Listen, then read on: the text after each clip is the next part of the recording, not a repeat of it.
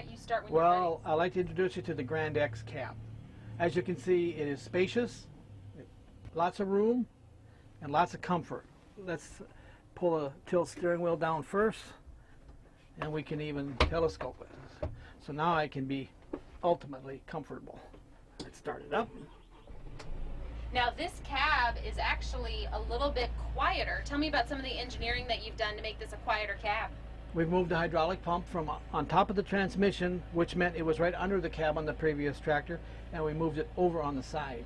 So hydraulic pumps always have a little buzzing and they have their noises. That's what they do. So it's down over here on the side, and the noise can go down to the ground. So that helped us lower the dBA in the cab. So it's very comfortable, very roomy. The whole side of our cab is a door because we took the post out here and opened it all up. So it's a 4-post frame structure, and we have our little skylight that we can move our visor and watch our loader go all the way to the top. And if you're so inclined and you want vent, you'll just open it and lock it open about 3 inches, and it will give you vented in a nice day that you might not need the air.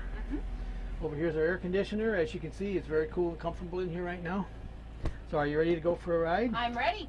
I'm going to put it in gear over here. Whoop. Beep. It's in park. We'll take it out of park. Now we can go Forward. We can go forward. Tell me a little bit about the transmission on this tractor. We have the IntelliShift transmission in here. We named it that because it's a very smart transmission. I can set it up to shift all by itself for you, so basically no operator input required.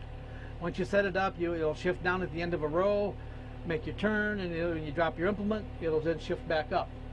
You can set it up to shift up and down on the road pulling loads, so you can kind of just go for the ride and guide the tractor. It'll do the work. So, our console here has our throttle, 2 memory switches. We can set the engine speeds on, our 3-point. We have a 3-point hitch quick raise button, and we have shift buttons. So if I'm working with my throttle, I can still shift my tractor like that. I don't have to just move my hand over here to the shifter each time. Now, the unique thing about our M-Series tractors on the big Grand X models, which we've had on 3 previous generations, is our bi-speed turn. First we'll just do a turn in 2-wheel drive. As you can see, it turns very respective and turns still fairly short for a big tractor.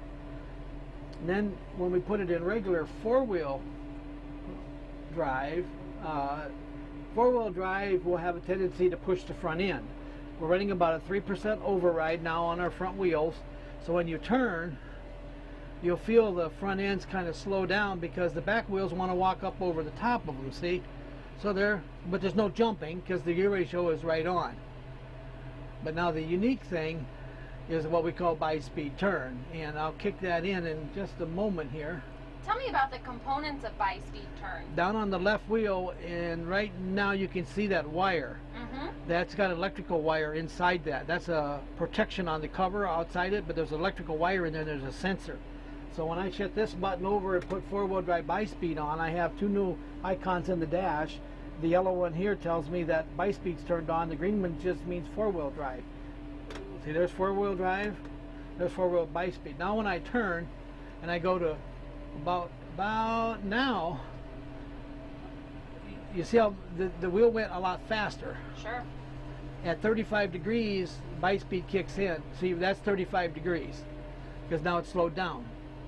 So a window between 35 to the right, straight, 35 now to the left. This is a standard feature. That's one reason, or one main feature the customers really like about this tractor, along with the IntelliShift transmission. What's kind of the prime applications where that technology really shines? Maneuverability. When it comes to maneuverability, nobody maneuvers with Kubota. You get inside loafing barns, hay stalls, barnyards with a loader on them, and you just need to quick get into those corners, and you can't vary because you can't turn short enough. You just touch that button, it'll slide it right over for you. Turning on the end of the rows with corn planters. You don't have to be digging on the brakes. Now you mentioned planter applications for this tractor, and Kubota's not always thought of as a row crop tractor. How are you looking to change that, and what are you changing on the tractor configuration? Well, the ability to get 30-inch row spacing has always been an issue, but with the standard tires on this tractor, and we also offer a power adjust variable tread, which is the common rail type, or it's a rail type that you can adjust the tread spacing on. So we have those available, and we can get the tractor down to 30-inch center row spacing. The back is exactly on 30-inch, and the front wheels are about 31 to 32, but that's okay because they're a narrower tire, and they still run between the 30-inch rows with no problem. And the backs are exactly on 60-inch centers, so we're going to be able to fit those applications. But the new cab has an improved area inside the fender, where the previous cab had a box that would interfere with the tire lugs when we narrowed them up. That problem's been resolved. Fenders are completely clear, and we can slide them right into 30 inches. So we're real excited about that. And you've also adjusted some of your hydraulic options for more of a row crop configuration. Yes. Well, row crop requires flow control on the valves, and you really need a pressure compensated system. We have a 20.7 gallon per minute open center pump on this tractor.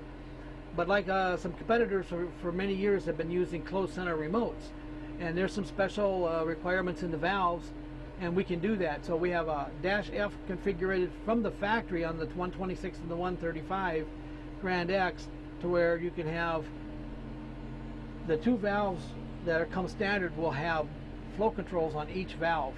There's an unloading valve in it, so it controls pressure out and the pressure back.